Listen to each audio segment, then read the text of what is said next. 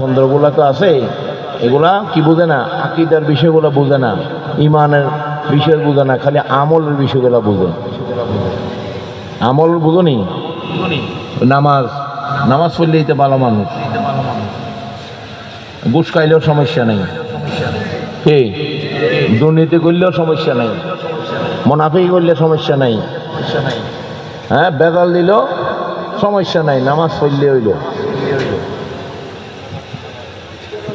নাউযুবিল্লাহ বলেন।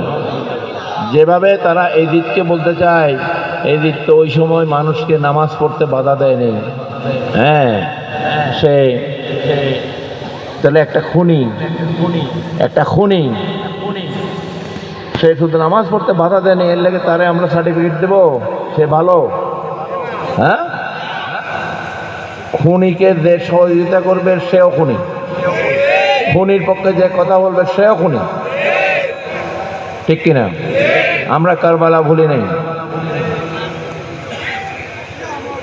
আমরা মদিনাতে যে বেইজ্জতি হয়েছে এই ঈদের মাধ্যমে, আল্লাহ রসুলের ঘর মসজিদে নববীতে সে প্রায় 10 দিন সে নামাজ পড়তে দেয়নি, সেখানে গরু গাদা তার ওট সে ঢুকিয়ে আস্তাবল বানিয়েছিল। নাউযুবিল্লাহ বলেন।